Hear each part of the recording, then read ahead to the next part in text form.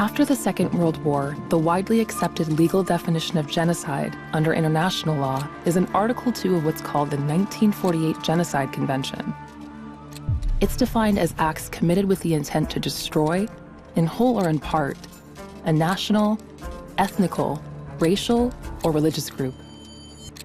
Since then, the world has been confronted with a question that seems both simple and impossible at the same time. How could genocide be prevented from ever happening again? But the decades that followed proved that the story was far from over. From Cambodia to Rwanda, from Darfur to Myanmar, and now to Gaza, the world has found itself returning to the same question. How does it keep happening?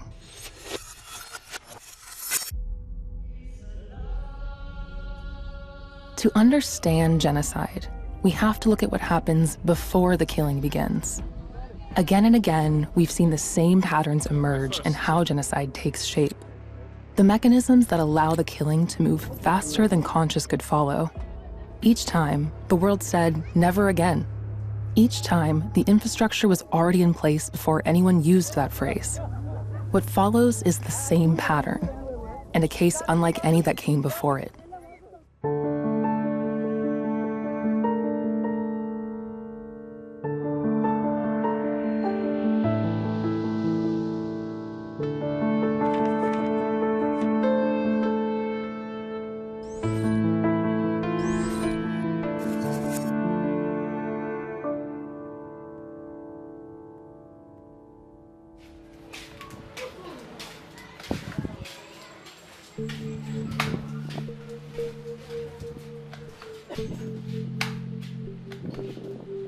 Muda Adam Abdallah survived the recent violence in El Fasher.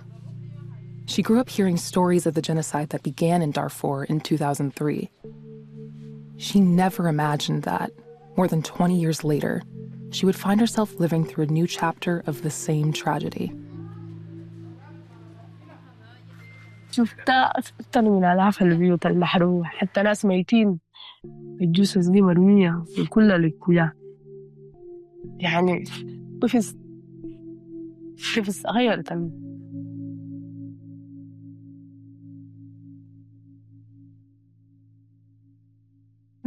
تلقاه ميت، كلاب دي تحوم فيه، جثث مرمية،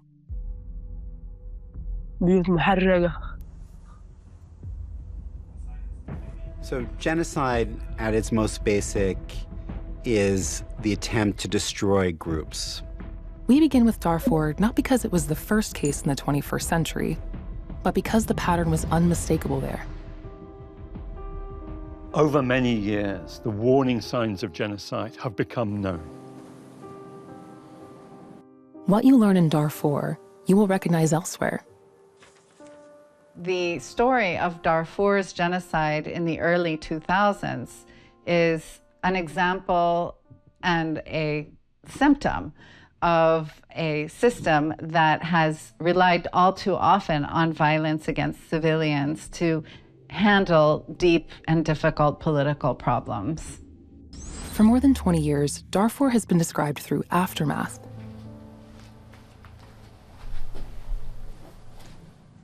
This is not a type of violence that happens randomly, that happens spontaneously, or happens just in one small location. Generally, this is violence that requires buy-in from the most senior leadership of a state. This isn't only an investigation into what happened in places like Darfur. It's an investigation into how a genocide takes shape, the conditions that have to be built, the stories that have to be repeated, the systems that have to align before the destruction of a people becomes possible. So what has to happen to a people before you can commit what many people call genocide? Before Darfur became shorthand for catastrophe, it was a place people belonged to.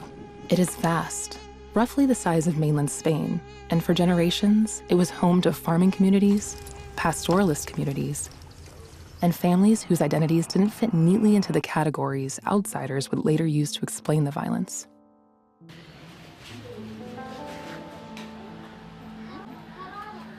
من 2003 ده كان بين الجنس عديد، جنسك كده لشنو جنسك كده ليه، يعني كان في ضرب في قتل، حتى فقدنا ناس كثيرة. أنا بسمع بس سميتها، لكن ما عشتها معاهم زي ده. يخشوا يرميوا بيجيكم يقتلوهم، يحرقوهم، ولا يحق عليها القصص. الناس كانت مؤسفة الحروب العدل، أطفال بريئين ماتوا فيها، يعني أمك دي قدامك كده طالعة رقبتها قدامك كده، شوف هذا بس بيع ناس طرشت قدامك.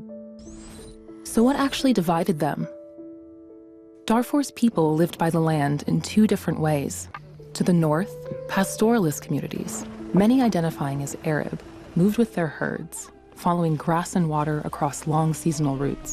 In the central belt, farming communities, the Fur, the Masalit, and the Zagawa, among others, stayed with their crops, worked a plot of land, kept cattle close to home.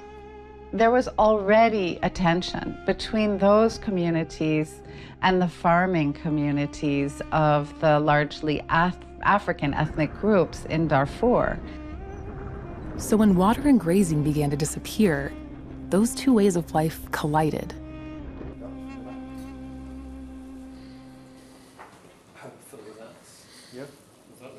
This was a tribal conflict, and it was resolved by customary means. There were systems, mediation traditions, the Judea, the process of elders convening to hear grievances and negotiate resolutions. That was until January 1971, when Sudan's President Naimiri abolished the native administration system. Tribal chiefs who had mediated disputes for generations were increasingly sidelined or co-opted.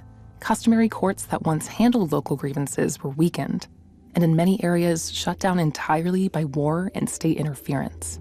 What replaced them was not justice, it was administration. Officials appointed by Khartoum, governing districts whose borders had been drawn in an office hundreds of miles away, with no standing in the communities they now presided over. At the same time, Darfur was being hit by worsening environmental stress. By 1984, the drought had become a catastrophe, a famine that killed around 100,000 people in Darfur alone, according to the World Bank, driving mass displacement and the collapse of local economies. And the government in the capital, Khartoum, was slow to send aid. Darfur had long sat at the margins of Sudanese political life, distant from Khartoum, distant from power, distant from the infrastructure and resources concentrated in the country's center. People in Darfur for many, many years felt they were neglected, felt they were forgotten. When living conditions deteriorate, people go looking for explanations. And when legitimate systems fail, simpler stories rush in to fill the gap. Who is seen to belong? Who is seen to have full rights and who is seen not to have full rights? The places where genocide occurs, there is a hierarchy of citizenship. This is where the pattern begins. The resentment against the center took the form of a rebellion, but the rebellion was not shared equally among all the groups in Darfur. The ideological divide took a turn in 1981, when Libyan-backed groups were distributing pamphlets in Darfur declaring that Black Africans, referred to by the derogatory Arabic term Zurga, had no place in the region. Then, in 1989, Omar al-Bashir seized power in a military coup and immediately began reshaping the Sudanese state around an ideology of Arab and Islamic supremacy. What had been a current flowing through Darfur's politics became official policy. Sudanese nationalist elites promoted Tahrib, or Arabization, a policy that elevated Arabic language and Arab Islamic identity in government and education. In 1994, the Bashir regime divided Darfur into 3 separate federal states. The administrative boundaries were drawn in ways that fragmented the political power of the Fur, Darfur's largest non-Arab community, making unified mobilization against Khartoum harder. It's a leadership decision to define the ideology of who belongs and who doesn't.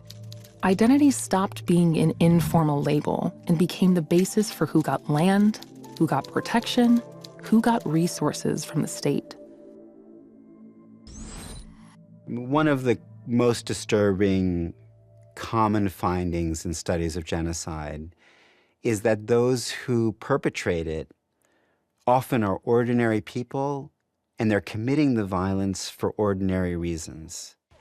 Neighbors were not yet enemies, but an infrastructure of enmity was emerging. The categories were being made real. In April 2003, rebels from the Sudan Liberation Army carried out a raid on the government airbase at El Fasher. The government and its army were simply not prepared for the rebellion on the scale that it happened. They did not deploy their own army. They actually deliberately recruited militias from specific communities that already had grievances with the ethnic groups that they were targeting in the name of counterinsurgency. This is a pattern the Sudan government had used before in the 1980s with the Bagara Murahalim against Dinka communities in the south. And in the 1990s, Sudan used a similar pattern in the Nuba Mountains, relying on ethnically recruited militias against state forces to attack civilian populations while preserving deniability.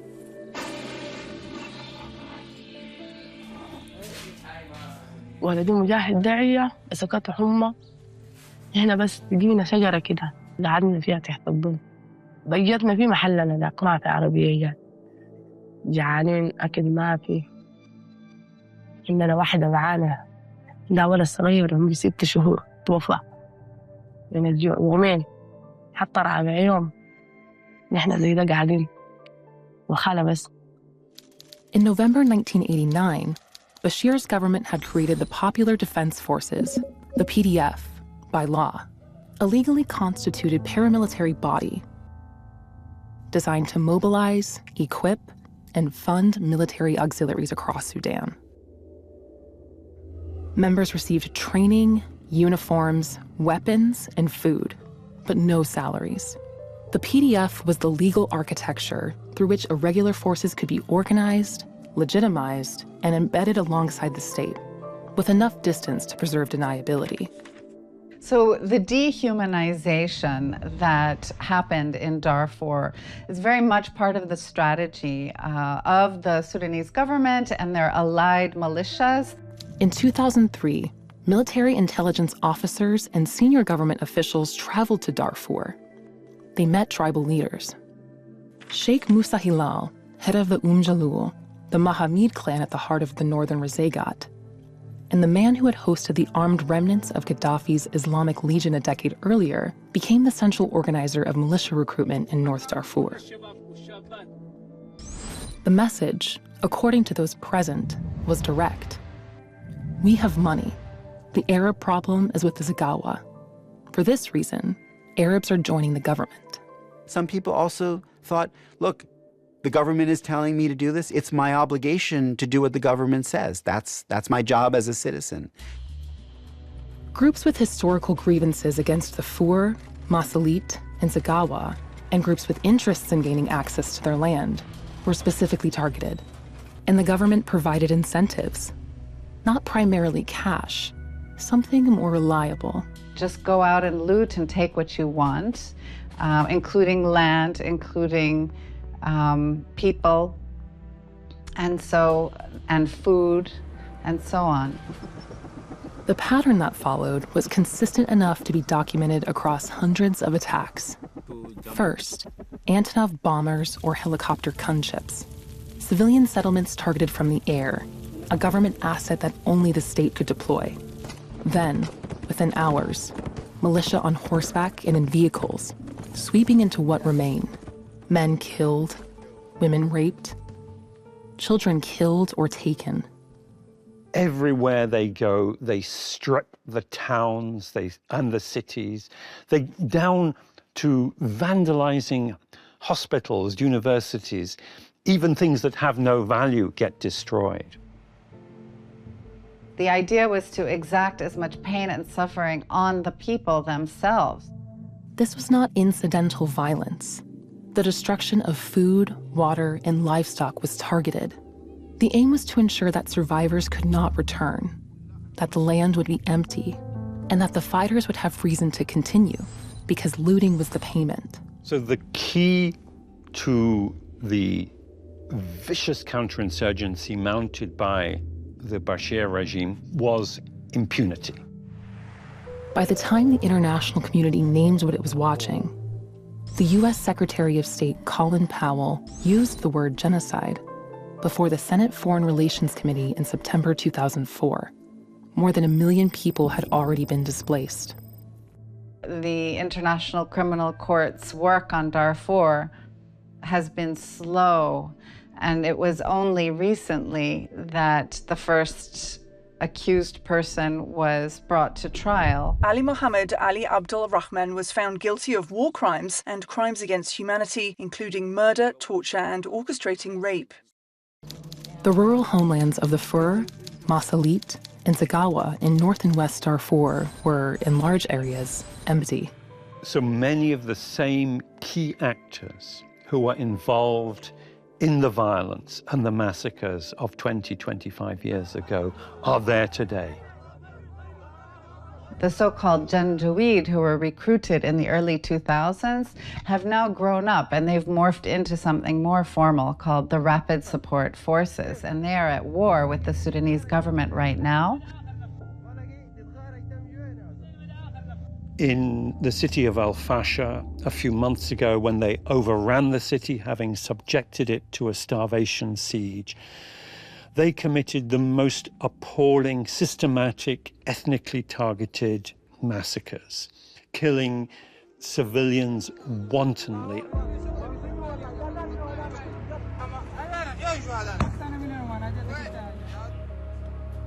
عندنا جيراننا ذاته أبوه أو الولد كبير قاعد يسأل الشلوت ده عامل جوا والله عنده 3 بنات وولد واحد كبير لا مش عارف البنت الكبيرة بنته عشان هو يتكلم الدكتور ده كده حلته تمام بدون ما يعيش بس الدكتور ده مش عارف يجيش شو يشوفها منتهن أمهاتهم يقتلوا الناس قدام أمهاتهم. Before the RSF entered the city, they had surrounded it for 18 months.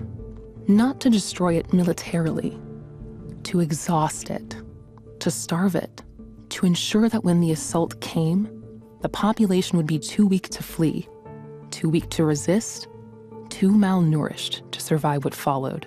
العلاجات بقت ما في المستشفيات بقت ما الحياة بقت مدمرة. أنا تعبت أصلا في الشارع لأمن قربت أشهد الجنايد نزل في المحسن عديل يعني قربت الجنايد ينزل عديل إلا قعدت تحت. The UN fact-finding mission documented what they found on the ground in those first days.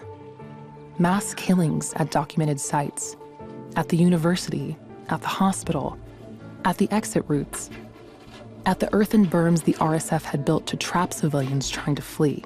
جو دكاترة نفسيات هنا عشان أنا الليل ما بنوم أنا بقوم زي تجاري زين منونة يا هو جا دكتور نفسي قعدت معه وشرح لي يعني أنا من أجي أقعد مع ناس المدرسة حتى زي ذا يطلعوني أنا مجنونة يطلعوني أنا ما بعرف أتكلم. Survivors describe what the fighters were saying as they moved through the city.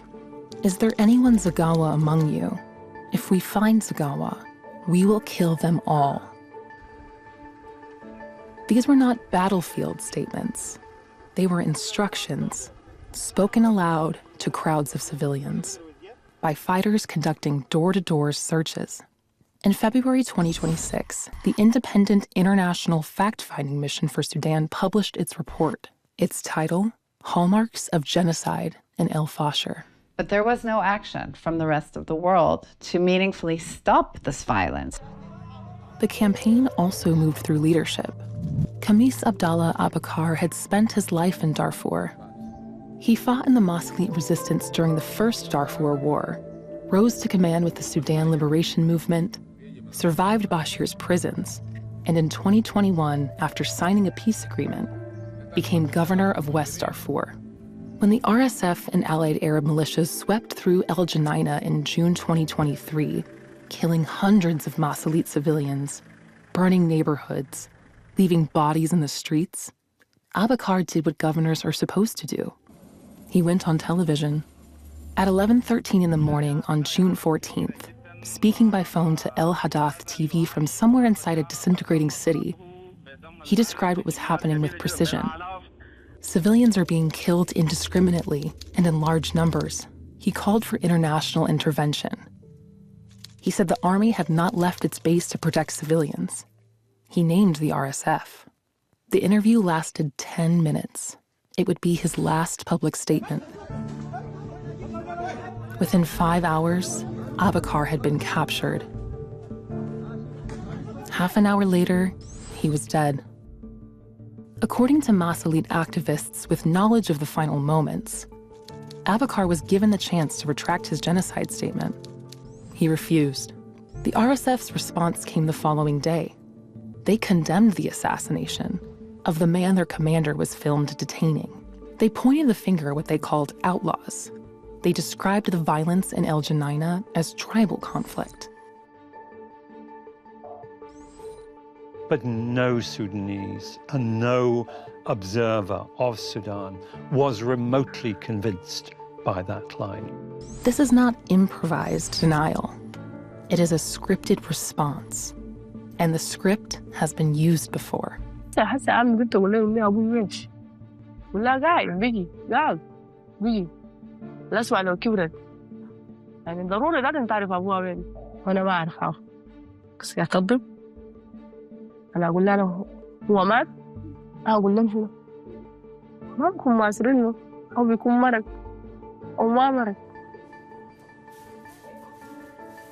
If we are to interrupt the slide into mass inter-ethnic violence and genocide in many parts of the world, we need to attend to the way in which global power has been stolen along with global wealth by these apex political kleptocratic predators around the world, in the United States, in Russia, in leading many regimes across the Middle East on all sides of the divide. It's worth noting that Darfur is widely described as genocide in political and advocacy discourse, including by the US government and many Western parliaments, and treated as such in ICC charging documents, though not every international body has formally recognized it as genocide.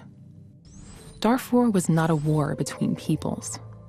It was a war made through peoples, engineered by a state that found an existing fault line and poured accelerant on it. أرجع بلدي والله اشتقت لي بلدي وبيتيش ما نازل بيكونوا يتنهوا ما في زول أصلاً أنا اللي بعرفهم ده ما بلقى فيهم زول بلقى بس ذكريات من البيت ذكريات ناس اللي كانوا معاي إنه ما من اللي ربي له وبدعي ليل ونهار إنه يا ربي يصلح البلد والبلد ترجع زي ما كان والأهل يرجعوا واللي عنده أبوه مبقوط يرجع عليه اللي عنده جناه مبقوط أملي بالله قوي بس.